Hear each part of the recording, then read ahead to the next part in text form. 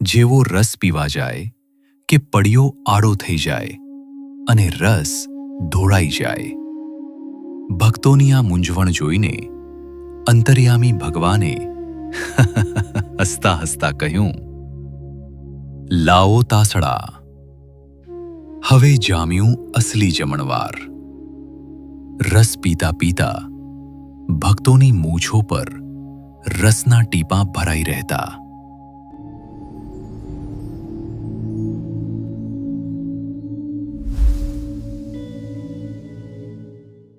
સર્વાવતારી શ્રી સ્વામિનારાયણ ભગવાન આ પૃથ્વી પર કેવળ અસંખ્ય જીવોના આત્યંતિક કલ્યાણ માટે જ પ્રગટ થયા હતા.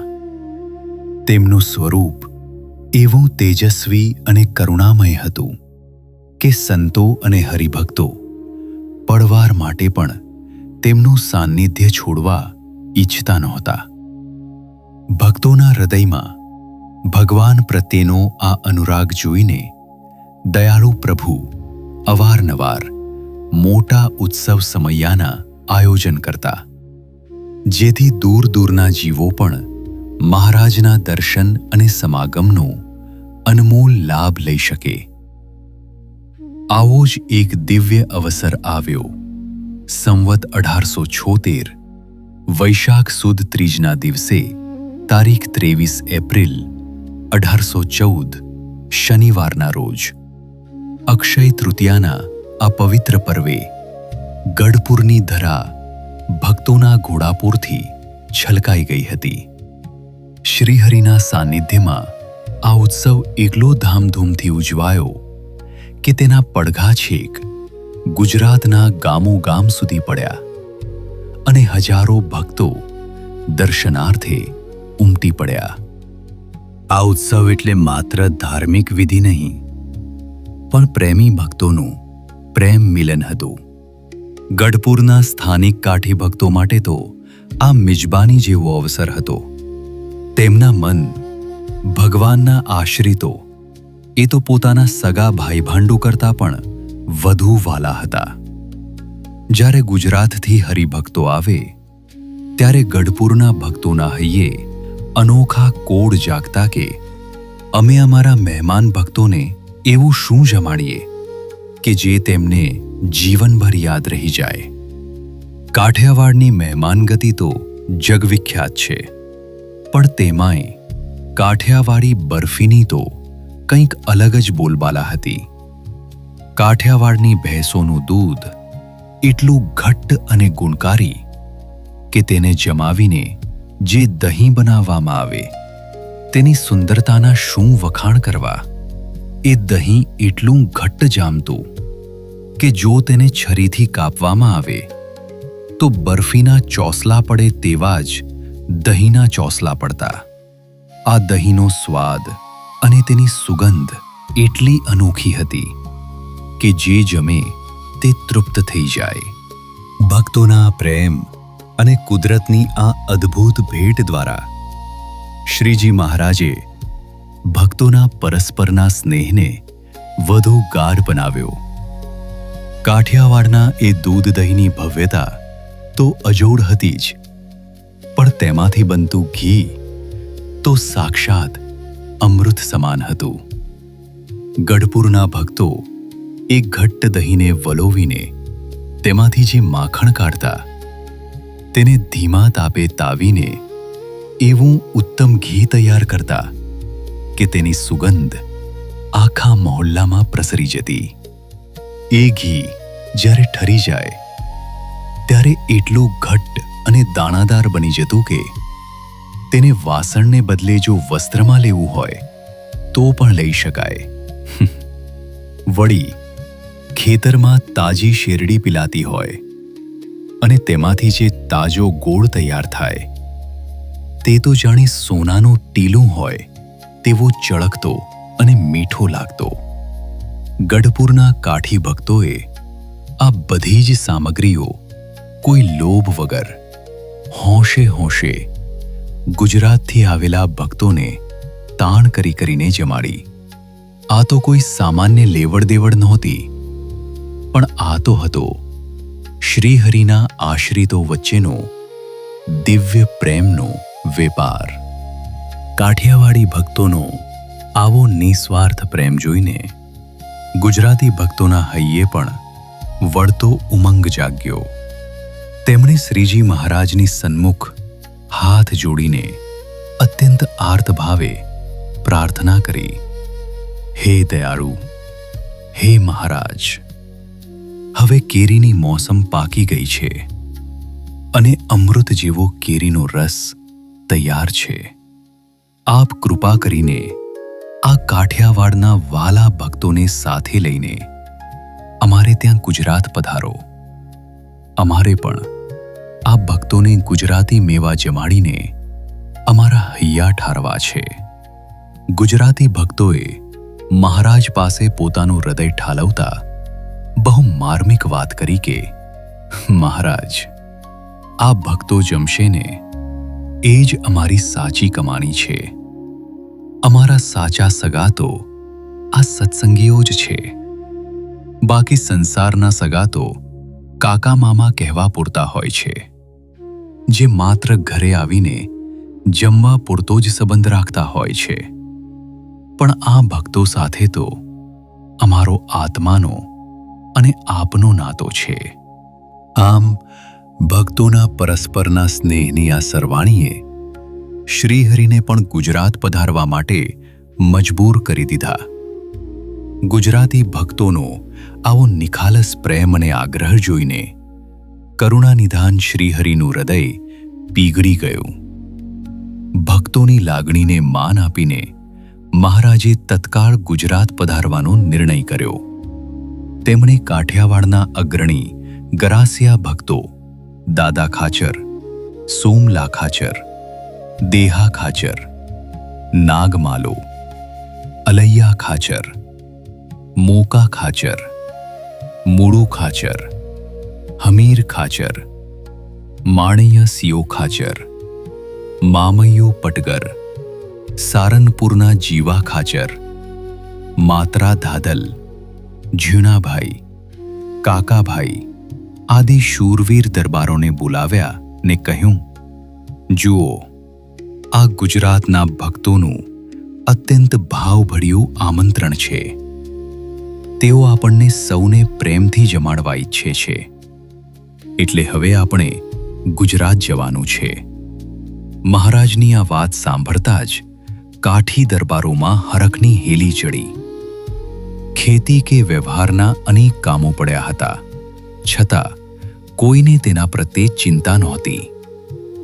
સૌના મનમાં એક જ તાન હતું કે સાક્ષાત ભગવાન સાથે વિચરણ કરવાનો, તેમની સેવા અને સમાગમનો આવો સાહજિક લાભ શું ફરી ક્યારેય મળશે? દુનિયાના વ્યવહારો તો જન્મ જન્માંતરથી કરતા આવ્યા છીએ અને આગળ પણ થતા રહેશે, પણ પ્રભુના પ્રત્યક્ષ સાનિધ્યનો આ દુર્લભ લહાવો તો આ જન્મની સૌથી મોટી મૂડી છે. આવી દ્રઢ સમજણ સાથે રાજકાજ અને ઘરબારની ચિંતા છોડીને એક મોટો સંઘ શ્રીહરિ સાથે જવા સજ્જ થઈ ગયો. શ્રીહરિ આ વિશાળ સંઘ સાથે મધુર સ્મૃતિઓ સર્જતા અને ભક્તોને હેતથી ન્યાલ કરતા ગામોગામ વિચરણ કરવા લાગ્યા.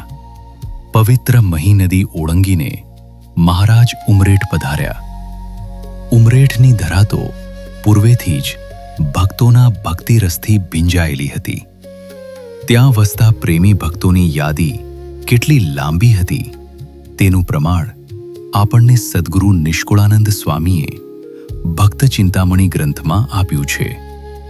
સ્વામી લખે છે કે ઉમરેઠના ભક્તો પ્રભુને અતિ પ્યારા હતા. ભક્ત ઉમરેઠે અતિ સારા, પ્રેમીજન પ્રભુજીને પ્યારા. દ્વિજરૂપ રામ નિર્ભય રામ, નંદો નંદલાલ દોય નામ. માધવજીને મલ્કાર્જુન, કાશીરામ કૃપાશંકરજન.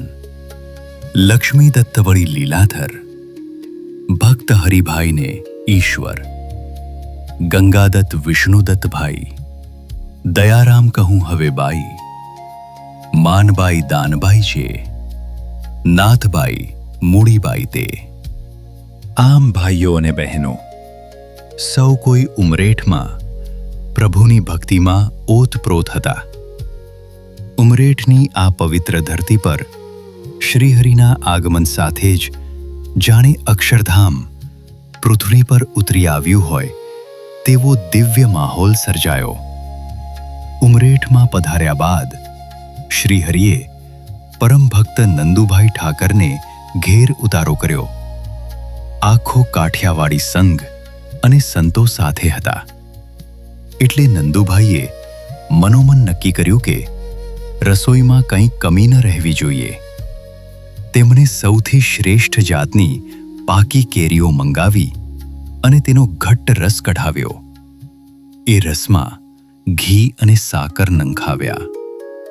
સાથે ગરમાગરમ પૂરી, મસાલેદાર શાક, ભજીયા, રાયથું, પાપડ, મઠિયાં, અથાણાં, ભાત અને ફજેતો જેવી વાનગીઓ તૈયાર થઈ. કેરીના રસયુક્ત ગોટલાને ધોઈને તેમાંથી કઢીની જેમ છમકારેલો ફજેતો તો રસોઈની શોભા વધારી રહ્યો હતો. નંદુભાઈની આજીજી સ્વીકારીને સૌ પ્રથમ શ્રીજી મહારાજ થાળ જમવા બિરાજ્યા. કેરીનો રસ એટલો મીઠો હતો કે પ્રભુ તેને વખાણી વખાણીને જમ્યા. મહારાજ તૃપ્ત થયા બાદ સંતોની પંક્તિ થઈ. પોતાના સર્વસ્વનો ત્યાગ કરીને ભગવાનના શરણે આવેલા સંતો પ્રત્યે પ્રભુને કેટલું હિત. મહારાજ પોતે પીરસવા ઊભા થયા અને સંતોના પત્તરમાં વારંવાર રસ પીરસીને પત્તર છલકાવી દીધા. ભક્તો તો ભગવાનની આ પીરસણ લીલા જોઈને જ ન્યાલ થઈ ગયા. ત્યારબાદ કાઠિયાવાડથી આવેલા હરિભક્તોનો વારો આવ્યો. ગુજરાતની રીત મુજબ રસ લેવા માટે પતરાળાના પડિયા મૂકવામાં આવ્યા. પણ કાઠિયાવાડી દરબારો તો ઉદાર હાથે જમનારા. તેમને આ નાનકડા પડિયામાં ફાવ્યું નહીં. જેવો રસ પીવા જાય કે પડિયો આડો થઈ જાય અને રસ ઢોળાઈ જાય. ભક્તોની આ મૂંઝવણ જોઈને અંતર્યામી ભગવાને હસતા હસતા કહ્યું, લાવો તાસળા, હવે જામ્યું અસલી જમણવાર. મોટા તાસળામાં અમૃત જેવો કેરીનો રસ અને પીરસનારા સ્વયં પ્રભુ. આવો મીઠો રસ કાઠિયાવાડના ભક્તોએ ક્યારેય ચાખ્યો નહોતો.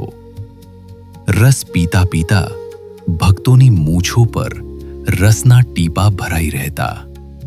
આ જોઈને એક ભક્ત બીજાને રમૂજમાં કહે, અરે તું પોતે જમતો નથી ને, આ તારી મૂછોને જમાડે છે?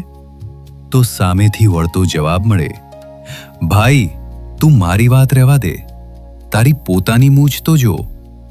આમ એક બાજુ હાસ્યની છોડો ઉડતી હતી અને બીજી બાજુ શ્રીહરિના હાથે રસની રેલ મછેલ થતી હતી. આ દિવ્ય લીલા જોઈને રસોઈ આપનાર નંદુભાઈ ગદગદ થઈ ગયા. તેમણે મહારાજને વંદન કરતા કહ્યું, હે વાલા, આજ તો અમારી સેવા લેખે લાગી. આ લીલા અમને જીવનભર ભૂલાશે નહીં. જમ્યા બાદ નંદુભાઈએ મહારાજ અને સંતોનું પૂજન કરી તેમને કિંમતી વસ્ત્રો અર્પણ કર્યા. ઉમરેઠના આ દિવ્ય રસોત્સવમાં ભાગ લેવા આખા ગામના ભક્તોની કતાર લાગી. નંદુભાઈ પછી નરભેરામ ભક્તને ઘેર પણ આવો જ ભવ્ય રસોત્સવ થયો. આમ કેરીના રસની મીઠાશ અને પ્રભુના પ્રેમની સુગંધથી આખું ઉમરેઠ ગામ શ્રીહરિના ભક્તિરસમાં તરબોળ બની ગયું. ઉમરેઠના એ દિવ્ય આમ્ર રસોત્સવની સ્મૃતિઓ હજુ તાજી જ હતી.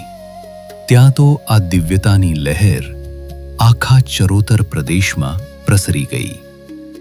આ રસોત્સવ માત્ર ઉમરેઠ પૂરતો મર્યાદિત ન રહ્યો, વડતાલ અને બામણોલી જેવા ગામોમાં પણ કેરીના રસની એવી રેલ મછેલ થઈ કે જાણે ભક્તિ અને સ્વાદનો સંગમ રચાયો હોય. શ્રીહરિના સાન્નિધ્યમાં ભક્તોએ પળ પળનો અપૂર્વ આનંદ માણ્યો. કેટલાક દિવસો સુધી તો એવો માહોલ રહ્યો કે સવાર સાંજ બસ કેરીનું રસ અને પ્રભુની પીરસન લીલા. કાઠિયાવાડના જે ભક્તોને શરૂઆતમાં રસ પીતા ફાવતું નહોતું, તેઓ હવે એવા ધરાયા કે અંતે હાથ જોડીને મહારાજને વિનંતી કરવા લાગ્યા, હે મહારાજ, હવે બસ કરો. હવે તો આ અમૃત જેવો રસ પી પીને અમે ધરાઈ ગયા છીએ. હવે વધુ જમાશે નહીં. ભક્તોની આવી તૃપ્તિ જોઈને મહારાજ પણ મરક મરક હસતા. ચરોતરની ધરતીને પોતાના હેતથી ભીંજવીને અને રસોત્સવના માધ્યમથી ભક્તોના પરસ્પરના સ્નેહને દ્રઢ કરીને હવે શ્રીહરિએ આગળ વધવાનો સંકલ્પ કર્યો. ચરોતરમાં આ મધુર લીલા પૂર્ણ કરી મહારાજે હવે દંડવ્ય દેશ એટલે કે ઉત્તર ગુજરાત તરફ પ્રયાણ કરવાનું લક્ષ્ય માળ્યું.